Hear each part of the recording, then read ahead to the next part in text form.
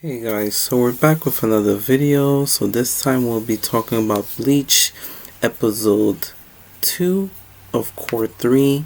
You could say episode 28.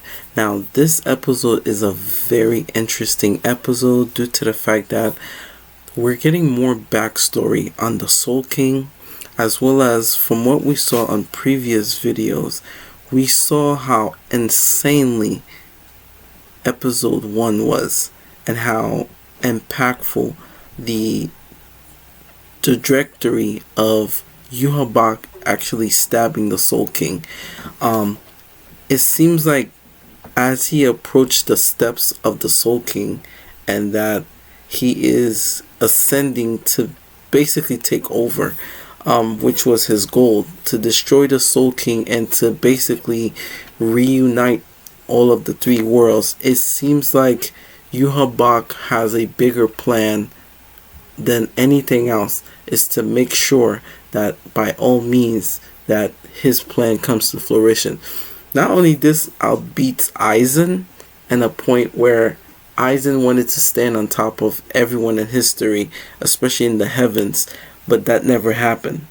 So the fact that Yhwach, the son of the Soul King, managed to do that is just pretty insane.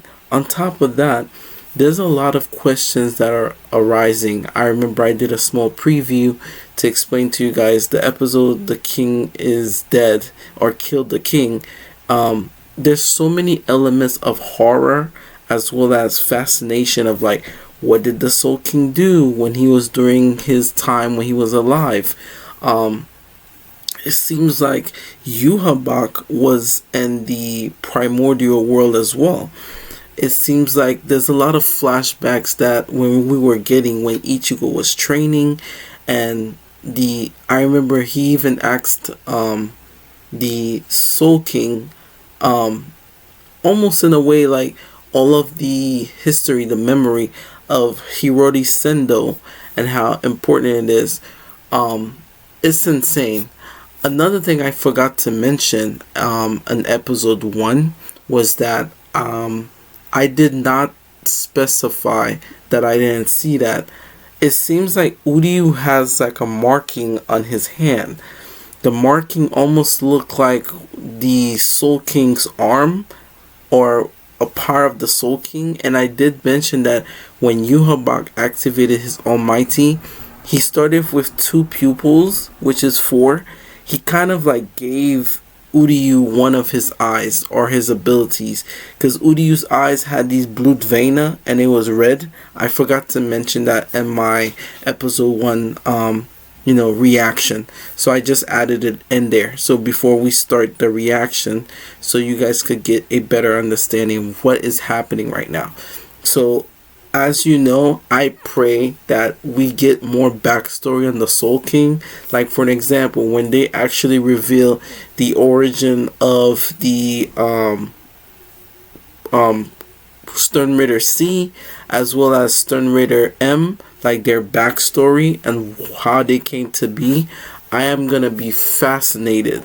And I think this is just my belief, but I think that Uryu's family has parts of the legs of the Soul King. That would make perfect sense, because as we saw, the Soul King was split into multiple fragments. We got understanding of how the Soul King came to be from Yhwach's eyes, and Yhwach was trying to understand how this came to be, and Ichibei was like, well, the Soul King did a lot of things to preserve the original world, but at the same time he split himself in order to uphold the rules that he created by the nobles. I need to know, like, were those nobles originally part of the where the royal palace used to be? Is the royal palace the original place of where the primordial world were, and it kind of dwindles down? There's so many questions that are arising. So like I said, I just wanted to specify certain things before we jump into the actual episode. Now, this episode is titled Kill the King. I can't wait. Like I said, I pray that our answer or questions are answered. But it seems like the first glimpse of the episode is very fascinating. We're getting more lore and connection. It's almost like a emotional connection between Yuhabak and his dad and what actually happened. Because the only flashback that we received so far was in previous episodes in Core 2, where we saw the origin of how Yuhabak came to be.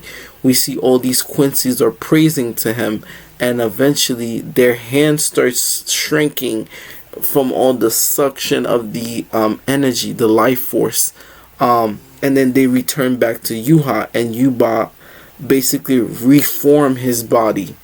So we're, from what I'm looking at here, especially the start of the episode, it seems like the Soul King's eyes is similar to Yuha's, but not. His eyes look like church windows, almost. It kind of reflect on everything that is going on. And then this photo, it looks like a young Yuha. And this young Yuha looked like Zangetsu when he merged with White when Aizen was fighting with Ichigo, when he evaded the Karakura town. This is some insane shit right now. So without further ado, guys, I'm sorry I ran on a small rant, but it's just a recap part first, then the reaction of the episode later. But without further ado, guys, episode 28, which is titled Kill the King. Alright, let's go. So right now we already seen this. Interesting. Is that the Soul King? So it's like Yuha is looking at his dad making the ultimate sacrifice. Almost he's looking at him from such a, I guess this is now canon. Whatever this pendulum sword is, this is the cause of him dying. Oh my god, I just thought of something, guys. That key, that, I'm just gonna move it a little bit. That key sword, the sword that Yuhabak has, looks like what the Soul King has. What if it's the same sword, but he alternated the sword? Look, so basically Yuha got reborn, but in the real world, the Soul King split his part. But it seemed like teenager or young adult Yuha is crying. So I'm kind of now happy that I'm right. So it seems like Yuhabak was born in the primordial world, like a prince, right? And his dad made the ultimate sacrifice. Which brings me to question, what is the role of Ichibei during that time? Now that I'm realizing, it seems like it felt like a Men in Black technique, where it's like the Soul King did the three worlds, but in return, he erased everybody's minds, except for those who are older or in the same age length as him. Yeah, I'm right. You can hear all the screams within my heart. Yeah, he got reborn into, it's like he got manifested into the real world, and now he has to work hard to work his way back up. That is insane. Yo, look how he's looking at Ichigo. Remember, he stabbed the Soul King in the first episode, and now while they were fighting, and the way he's menacing, it's like they're both having the same dream right now. Yo, Ichigo's like, what was that? The invasion of the Serite. So the entire shaking of the Serite is happening right now. This cannot be good.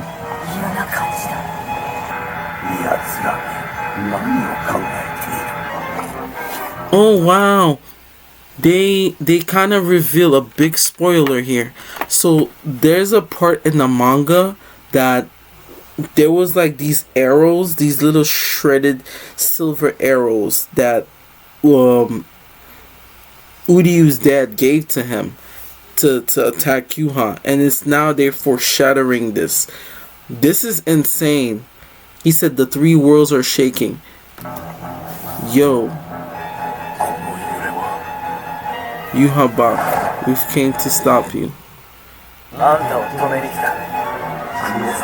Oh, that's beautiful. You came here to stop me. Okay, we're gonna move it a little. Look at his eyes. Oh crap.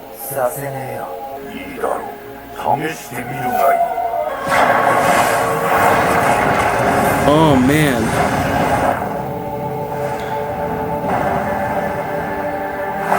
Oh shit. Okay. So it's already happening. It seems like they're already onto it. So Ichigo appeared in the main core citadel of the royal palace, which resides the Soul King. And Ichigo was like, we're here to stop you. If I point back, if you look at the 5 versus Yuha, it almost felt like very poetic, because it's like the 5 nobles, and now you have 5 people that's trying to stop Yuha from doing the plan that he's planning on doing. It's weird because Ichigo is like a representation of the Soul King, and then you have the Shiba family here.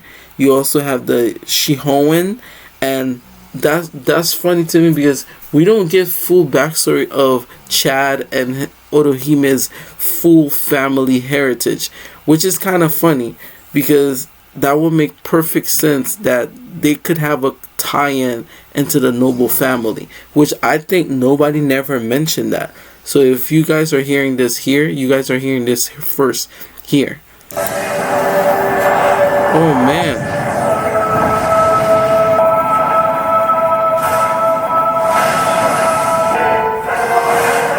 Oh shoot. He used Blutvena, and then he used Saint Bogan.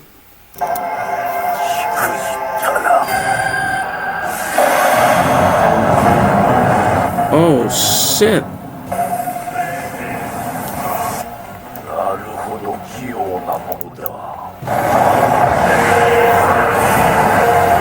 This is insane. I love how they have like the Dragon Ball Z effect where they're fighting in the air. It's so crazy. I love how they're taking the battle into different terrains.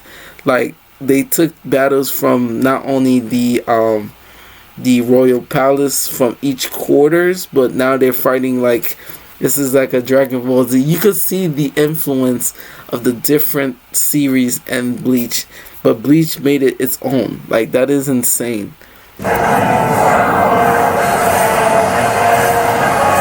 What's wrong? Why aren't you fighting? Whoa.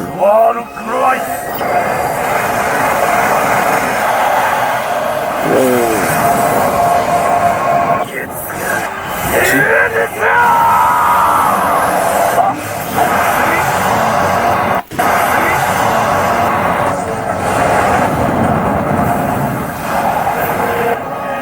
What is going on? But it seems like he's using basic techniques, and he deactivated his Yuhabak kind of like deactivated his Almighty to fight Ichigo on a fair footing. And Ichigo uses his signature technique now, which is called Getsuga Jujitsu. And what's cool is the technique stays once he released it. It almost looks like a new star of hope. That's crazy. It's over, Yuha. Well, that's beautiful palette.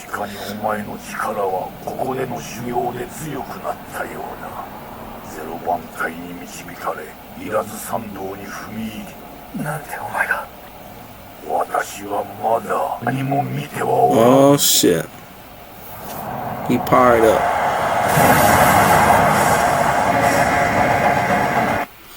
He has powered up. Yuhabak has officially powered it up.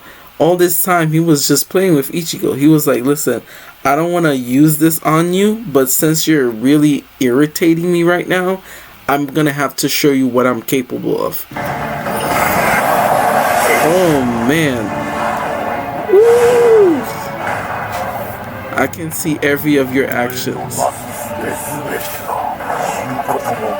Oh man.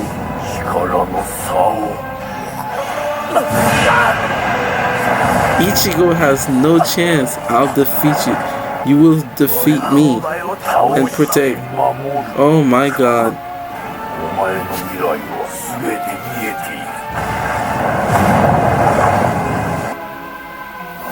Yo, it's like everything is shaking while this is happening, and these are some valid questions that Yuhabak is asking. He's like, you've been the same place where I was. You've seen what they did to my father, but you still insist of protecting the place that caused the sin, where my father is, where he is now.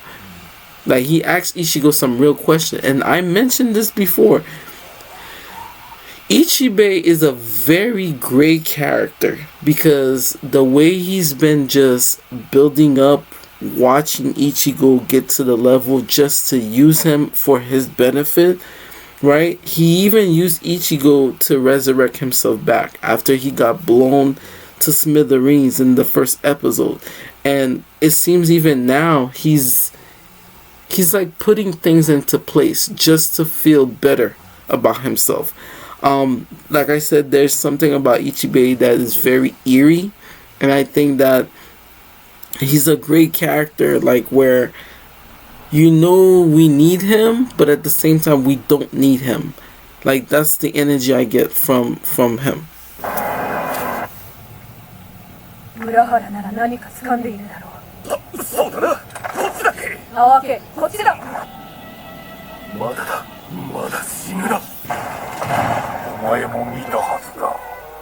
Whoa, it's like the ceiling where the Soul King is almost like a ceiling of seals.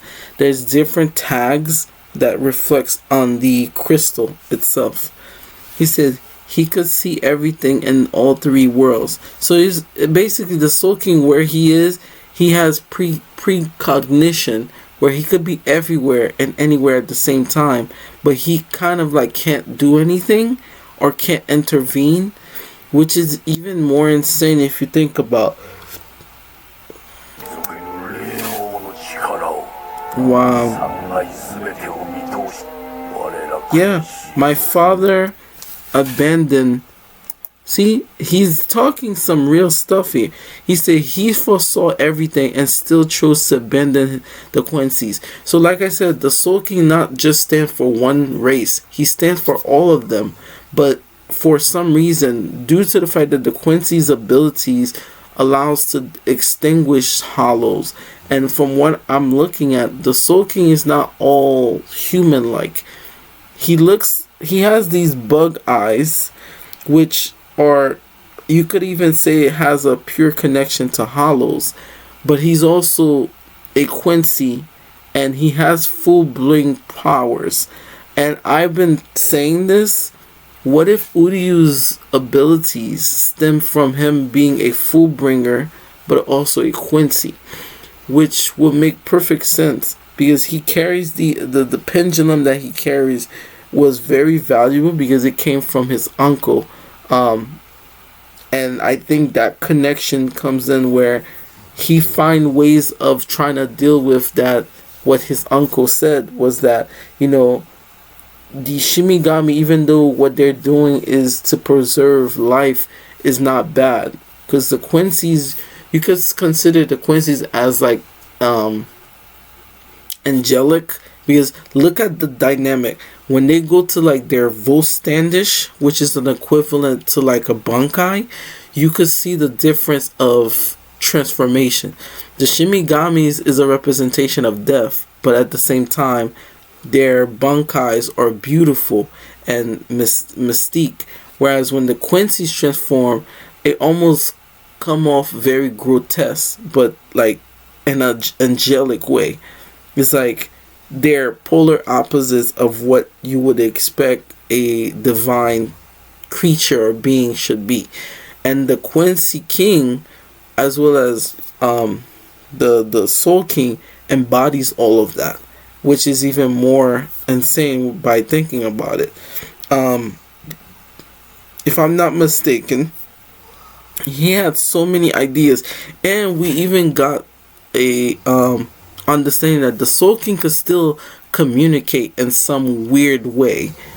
Like, I'm not sure why he don't physically speak, but it seems like he still knows what's going on. And I'm assuming the reason why the blood, his entire crystal turns automatically red, was not just for the stabbing, but I think his blood eventually changed to make that color. This is why I set the path. I will kill my father.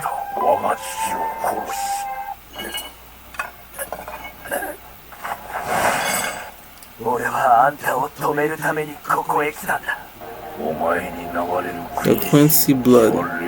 Yo. You see?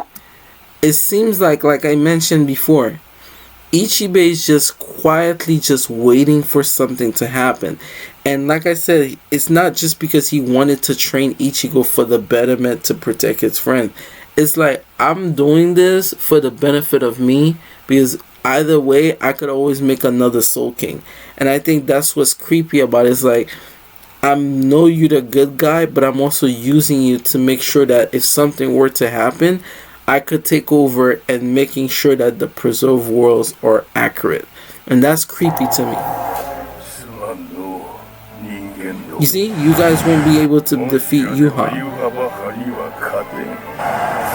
That's what peace is all about. Look how menacing he looks when he's explaining this. So he's in a weird way. Remember the first interaction he had with Ichigo when he stepped foot into the royal palace. He said, well, normally no ordinary person is up there, but the only reason why we took liking to you is because of the Soul King. What makes you say that the Soul King said something? Maybe he's in the act of acting as the Soul King just to see who will oppose his power as Squad Zero captain, because it seems like Ichibei is immortal, and the only reason why he's immortal is he may have a direct connection to the Soul King, like absorbing his life force in order to stay. So long there's a Soul King, he will stay immortal. That's why I feel as if he asks Ichigo, oh, don't kill Yuha, but I just want you to stop him. Maybe, just maybe, he wants Yuha to kill the Soul King. He wants that to happen. It's like he wants to put Yuha in that emotional chess box. So if something were to happen, he could either make Ichigo or the son of the Soul King as the next vessel. He's like, either way, I'm gonna. So the real person that actually win is Ichibei. And looking at the design of how menacing he looks, I have no idea what he has in his mind.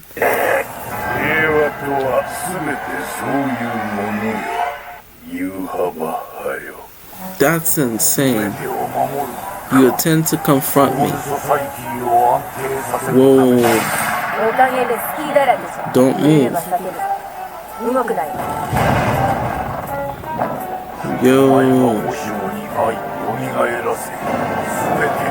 You arrived too late. Oh. That's the Soul King? I'm assuming too this is the first time they're seeing the Soul King, because nobody has never seen him. And remember the turn back pendulum arc, when we were getting information of, okay, the Soul King is basically this group or this royal family which protects the Soul King. And when we end up realizing the only royal person here besides Yuha is the royal guards, and the Soul King is basically a puppet that they're using to initiate their deeds, and the main culprit is Ichibei. And the Soul King, like I said, if you were to attach the Soul King part, the Soul King is pretty tall, and that crystal is pretty damn big, if you think about it. And I'm not sure if the crystal is filled with blood or if it's some sort of energy it's crazy. It's crazy. Yo. And like I said again, if you look at the sword, if you look at Yuha's sword, it almost looks like the sword that the Soul King has. And name Bombshell, we got the name of the Soul King. So the Soul King's name is Adonias, which I can't wait to give you guys more feedback on, information and lore. This is going to be very insane. I can't wait to cover more prediction. But look at Yuha's sword. That sword, if you were to give it 4 corners, right? 4 corners like a plus, looking from top view, it looks very eerily similar to the Soul King's artifacts that he used to basically destroy his body parts to create the 3 worlds. And even though the worlds are shaking, he's not dead yet. Which, in medical terms, if you pull something out, it's gonna gush out blood. So if he wanted Ichigo to be there to make sure that he could pull the sword out. This is crazy. Destroy the Soul Society with your own hands. Yo. No. So I was slightly right. So Yuhabak's ability also could control other Quincy's because everyone stemmed back from him. And he told Ichigo, yeah, I want you to kill the Soul King because you have all the right, because your blood, my blood run through your veins, and you would never accept someone like this, especially the Soul King, and you have no choice but to do it. This is insane.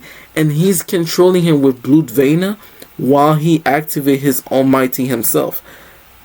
That's the only, because remember, Ichigo is mixed with everything. Maybe this is the reason why they were prepping him to do that. And it seems like Ichibei and freaking Yuha both use Ichigo in this episode. It almost like they trick him because they know he is innocent. He has an innocence to him, and he's willing not to hurt nobody. He just wants to protect his friends, and I think they use that as a catalyst. Yo. He must slay the Soul King. Yo.